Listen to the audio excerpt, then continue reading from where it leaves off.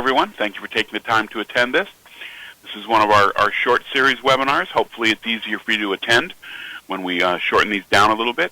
So we're going to go through and cover the CXE product in terms of running it within the virtualization type of environment. To do that, we're going to have to start with a little quick look, for those of you that don't know, about our system architecture outside of VMware. We already have quite a few redundancy and high availability features built in to the CXE system.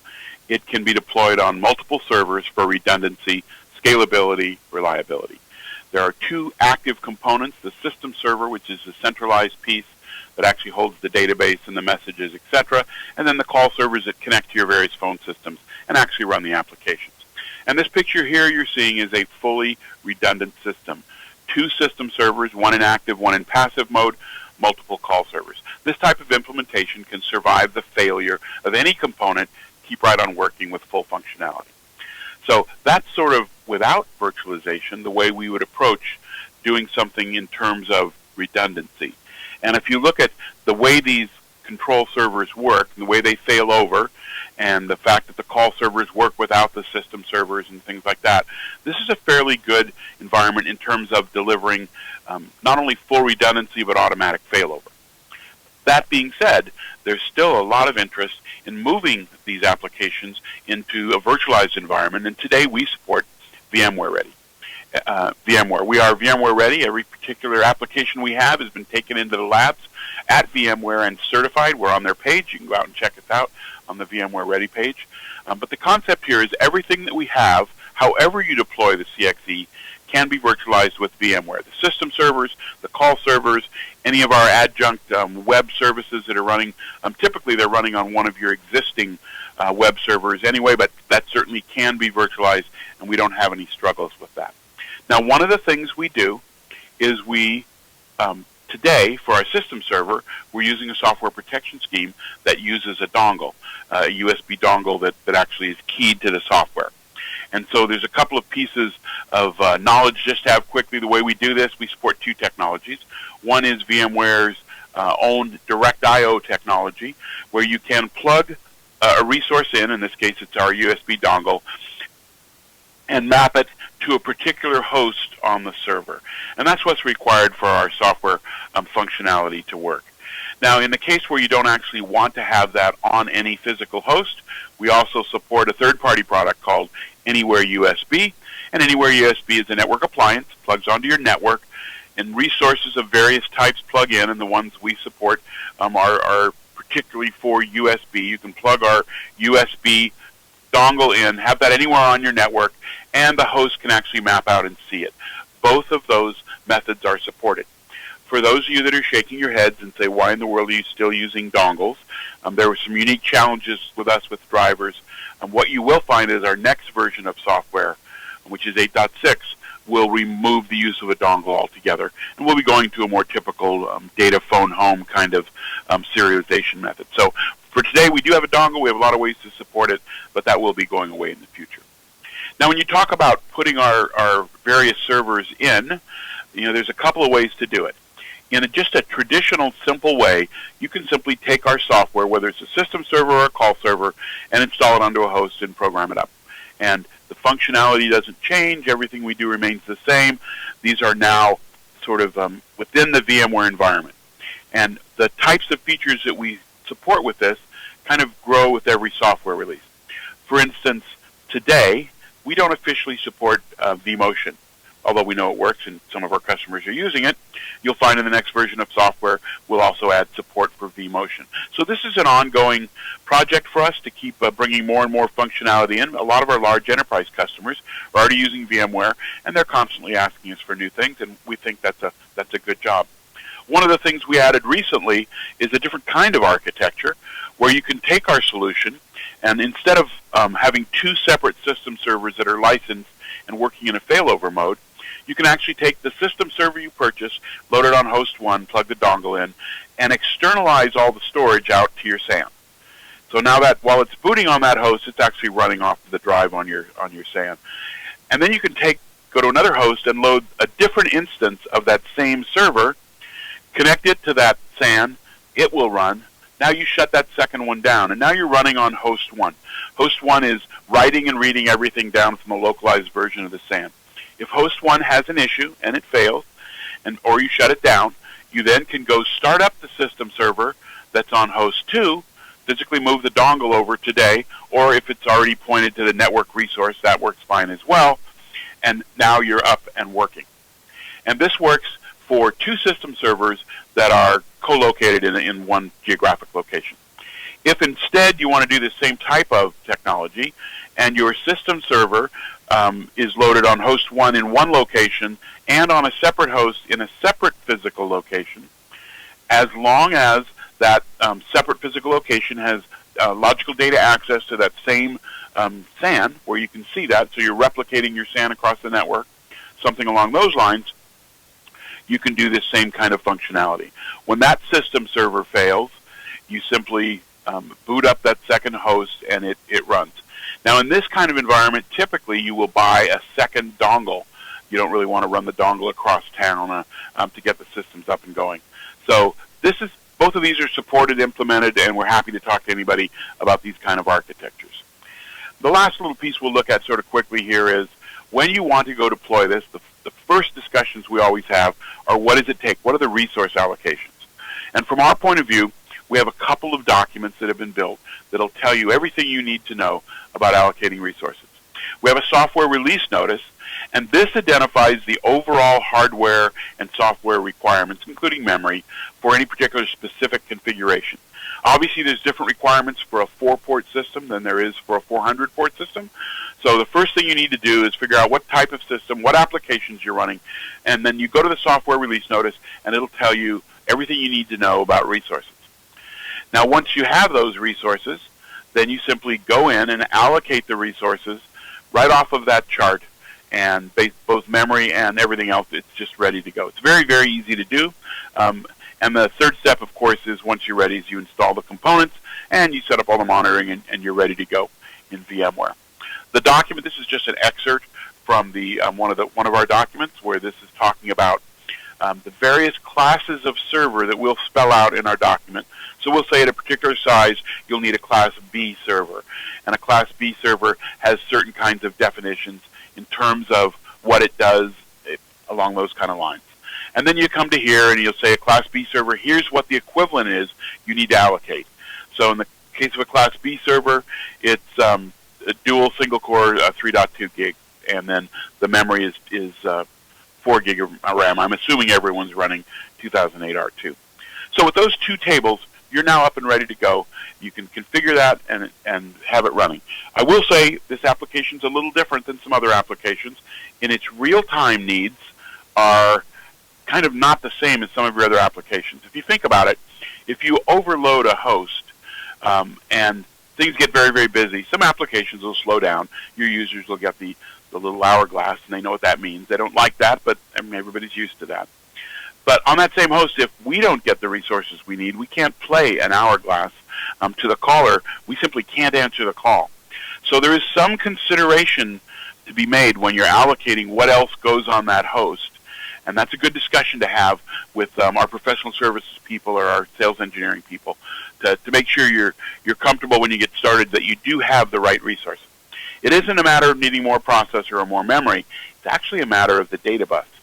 You know, we're moving all the conversations across that data bus as, you know, digitized voice, and they can take up that data bus at certain points where there really isn't going to be much functionality left you can put on that machine that's not going to cause some sort of problem on the call processing. So early discussions are critical. So everything we have can go on there. The one limitation, if you have an older phone system that requires physical line cards to connect to it, so there's no SIP integration, no type of IP integration, the call servers have to connect to that phone system, and obviously if you put cards in them, they can't be virtualized. We do have external network appliances called media gateways that can replace the cards, so you can still put those in, but that's another discussion we have as we go. If you look at all of our documentation, we've been doing this long enough where not only do we step you through the configuration and the tracking, but we give you sort of process management and monitoring guidelines to what you should be seeing and when you should be concerned. Now the last piece I'm going to do here, the last slide, set of slides here is there's actually multiple ways to install CXE.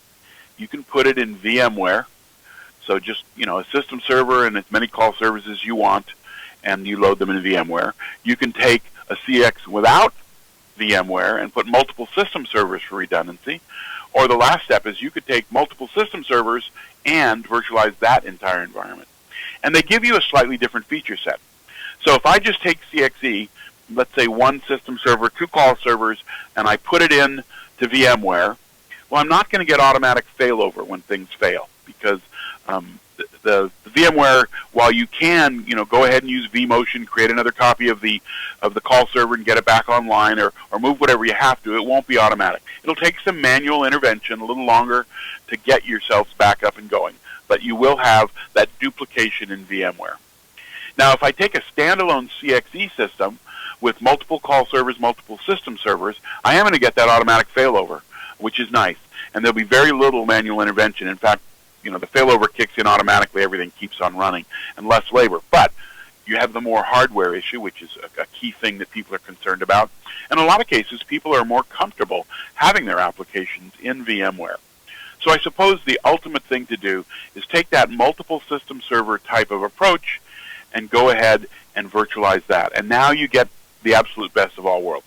Automatic failover are provided by the dual system servers, less hardware because it's virtualized, less manual intervention because that automatic failover means everything keeps working and it gives you longer to dig in and figure out what it is you need to do. You've got the fact that you're going to be familiar with it because it's on VMware, and this is the lowest labor for maintaining it of all of them. The choice is yours, from simply virtualizing the basic components in a CXE system, or using CXE with its own redundancy, or virtualizing a redundant CS server. And we have references of all these. We've been doing these for a long, long time. And that brings us to questions. You're pretty close to the 10 minutes. Great job. I was looking at it and I thought I'll just skip that last slide, but no, that wasn't the way to go. Okay, we do have some questions. The first question, and we've been getting this question a little bit here and there, they're wanting to know if there's a specific release date yet for 8.6. Oh, there's all kinds of them. Yeah. I would not expect to see anything in 8.6 any earlier than very late in the fourth quarter. Now, I have some sources officially saying the release is targeted for the end of the third quarter, but there's a lot in this release. When we start, doing these webinars in a few months where we talk about what's coming in 8.6, I know we're mentioning some things now. You'll see there's just a lot in 8.6, and the more in a release, the more difficult it is to match any kind of production schedule. So while you probably could get somebody to tell you third quarter, I'm telling you late in the fourth quarter. Great. Okay, next question. In your example of host 1 and host 2 system servers, how are the databases synced? So our system servers, when we put dual system servers in, there's a piece of software that we contracted with a company called Neverfail. And Neverfail is a specialist company that does syncing of applications, and they do it for WriteFax, actually VMware. If you buy the VM control server and you want that to be redundant, you put 2 of those in. It's Neverfail software that's syncing those 2 up as well. So we went to Neverfail and worked in their labs, they worked in our labs, and we built something where the active system server is writing everything down to a drive. And catching that, literally on the data write piece, is this Neverfail software that recognizes things that have to go to the other drive. In real time, they're written to the drive on the passive system server. So that passive system server is within a second, probably, of being an exact duplicate. When it fails, or when the health routines on the passive server tell it that the active server is in trouble and shuts it down, it switches over, and now it's ready to go. It has all the messages, most recent programming changes. It knows everything. You don't lose calls in progress or anything. So it's a very robust automatic failover. Great. Okay, next question. Does AVST actively test virtualized CXE with newer versions of VMware as they are released? Yes. And unfortunately, I couldn't tell you what the latest version we test is. And nothing that we've done since we started this with ESXi years ago no new version has ever required a change. But we still test it with every single version as it comes out. As we do test all our major integrations and and all the clients and all the versions of Exchange and Notes and Gmail. That's probably one of the biggest expenses of having a product as flexible as ours, is all of the QA that you need to do. Even when you just make a minute change, a smaller software release, you still need to go through full regression testing, and the VMware is definitely a part of that. Okay, next question.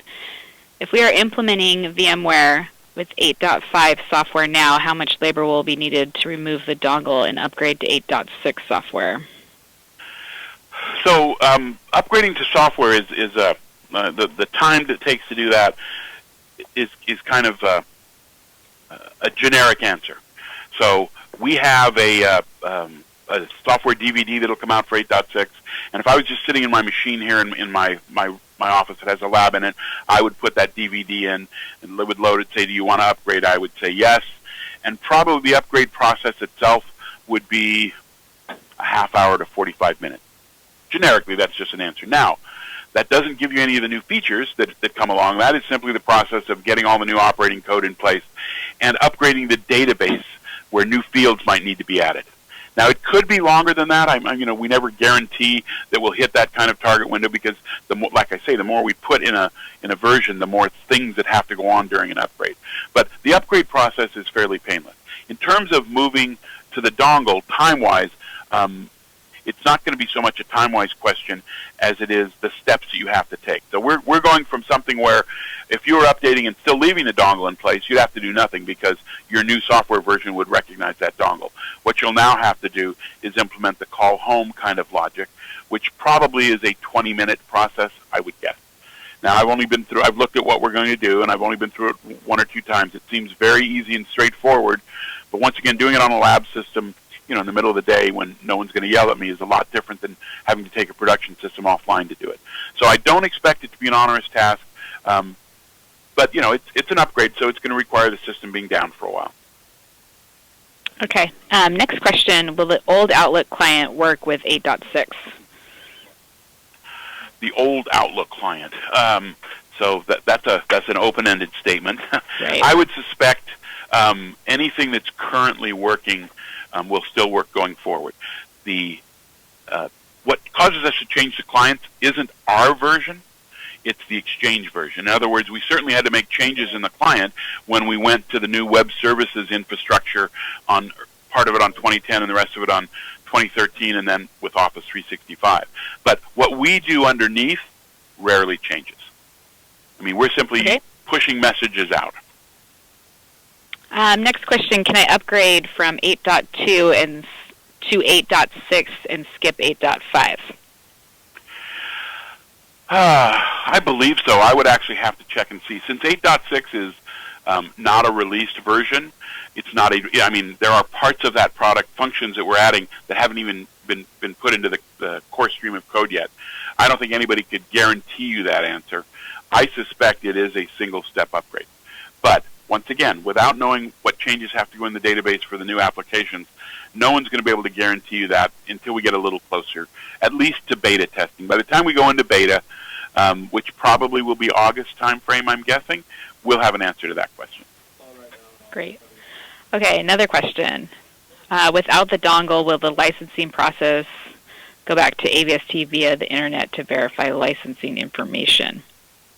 That's what we're counting on. That's what's called phone home in the software industry, which means we'll have a registration of your software at our site. We'll have some software you run at your site that connects the two, and that's what will enable the things on the software package to work. And then phone home typically has things like you install the software, you have 72 hours to get online and certify it, and then if you lose your internet connection, you have 30 days or whatever the timing parameters we put in before there's any problem. So if you lose your network, you don't have to worry about things going down. That's the typical architecture of it. Now, once again, like I say, I've only run it once inside our facility where none of that mattered, so no real definitive answers for that. But that is the goal with a phone home is, yes, you simply connect across the internet, we say you're legitimate, and then we put some sort of safety net in case that connection goes down. Great. So that looks like those are all the questions. Again, we want to thank everyone for joining us for our webinar. And then I'll let Neil go ahead and close. please let us know if you like these shorter presentations more. We're really, our goal is to do what we need to do to make you comfortable coming to these. If they need to be shorter because of your time, if some of them need to be longer because you want more in-depth, the more feedback you give us, the better we can tune this for you. And thank you for attending. Thanks, everyone. Have a great day.